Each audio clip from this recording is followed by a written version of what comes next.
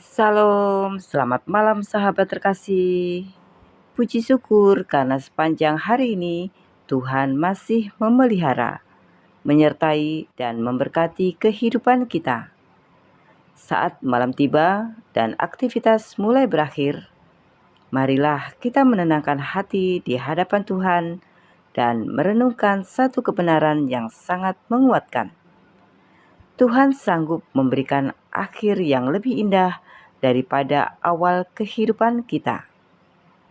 Malam ini kita kembali belajar dari kehidupan Markus, penulis Injil Markus.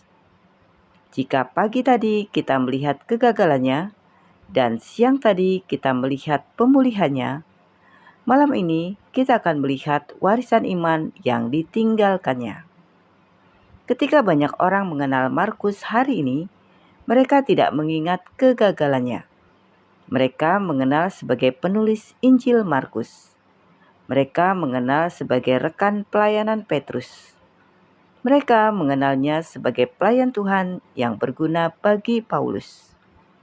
Padahal dahulu, Markus adalah orang yang pernah meninggalkan pelayanan di tengah jalan. Namun, Tuhan tidak membiarkan kegagalannya menjadi akhir dari hidupnya. Sebaliknya, Tuhan menjadikan kegagalan itu sebagai bagian dari proses pembentukan yang menghasilkan sesuatu yang jauh lebih indah. Tuhan tidak menentukan hidup kita dari masa lalu. Sahabat terkasih, mari kita membaca bersama 2 Timotius 4 ayat 11. Hanya Lukas yang tinggal dengan aku. Jemputlah Markus dan bawalah ia kemari, karena pelayanannya penting bagiku. Sahabat terkasih, seringkali manusia menilai seseorang berdasarkan kesalahannya. Sekali gagal, orang sulit melupakan. Sekali jatuh, orang mudah memberi label. Sekali membuat kesalahan, orang bisa terus mengingatnya selama bertahun-tahun. Namun Tuhan berbeda. Tuhan melihat apa yang dapat terjadi ketika seseorang menyerahkan hidupnya kepadanya. Ketika Markus gagal dalam perjalanan misi pertamanya, mungkin tidak banyak orang yang membayangkan bahwa suatu hari namanya akan tertulis dalam Alkitab. Namun, Tuhan sudah melihatnya. Tuhan melihat masa depan yang belum dilihat siapapun. Sahabat terkasih, hal yang paling indah dari kehidupan Markus bukanlah bahwa ia dipulihkan. Hal yang paling indah adalah apa yang ia lakukan setelah dipulihkan. Markus tidak berhenti hanya pada pemulihan. Ia terus bertumbuh, ia terus melayani, ia terus berjalan bersama Tuhan.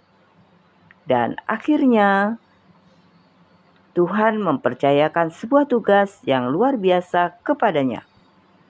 Markus dipakai untuk menulis Injil Markus.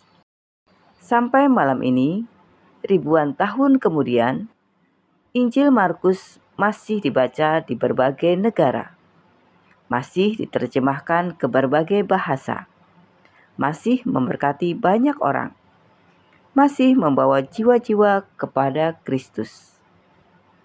Betapa luar biasanya dampak sebuah kehidupan yang dipulihkan Tuhan.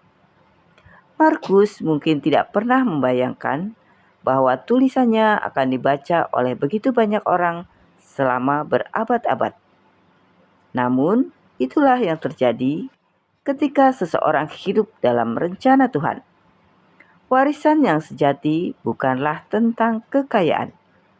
Warisan yang sejati bukanlah tentang popularitas. Warisan yang sejati adalah dampak rohani yang tetap hidup bahkan ketika kita sudah tidak ada lagi di dunia ini. Sahabat terkasih, banyak orang memulai dengan baik, namun tidak semua mengakhiri dengan baik. Ada yang semangat di awal, tetapi menyerah di tengah jalan. Ada yang setia sesaat, tetapi tidak bertahan ketika menghadapi kesulitan. Markus mengajarkan kepada kita bahwa yang terpenting bukanlah bagaimana kita memulai. Yang terpenting adalah bagaimana kita mengakhiri perjalanan kita bersama Tuhan. Markus memulai dengan kegagalan, tetapi ia mengakhiri hidupnya dengan kesetiaan. Paulus bahkan berkata, "Pelayanannya penting bagiku." Kalimat itu menunjukkan bahwa Markus telah menjadi pribadi yang dapat dipercaya. Ia telah bertumbuh menjadi pelayan Tuhan yang matang. Ia telah menyelesaikan proses pembentukan yang Tuhan kerjakan dalam hidupnya. Sahabat terkasih, menurut tradisi gereja mula-mula, Markus tetap setia memberitakan Injil hingga akhir hidupnya. Ia tidak dikenal karena kekayaannya. Ia tidak dikenal karena kekuasaannya. Ia dikenal karena kesetiaannya kepada Tuhan. Dan itulah yang membuat namanya dikenang sampai hari ini.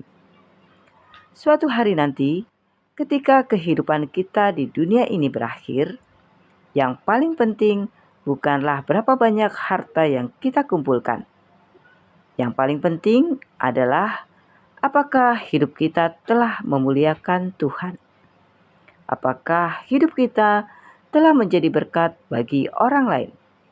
Apakah kita telah setia pada panggilan yang Tuhan berikan?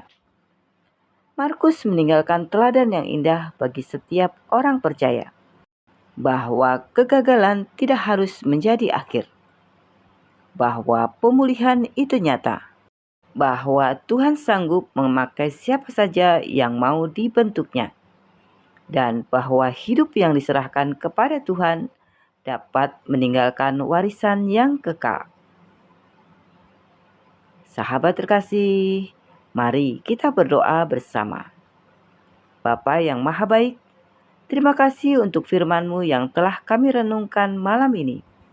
Terima kasih untuk kehidupan Markus yang menjadi bukti bahwa Engkau sanggup mengubah kegagalan menjadi kesaksian, kelemahan menjadi kekuatan, dan masa lalu yang kelam menjadi masa depan yang penuh harapan.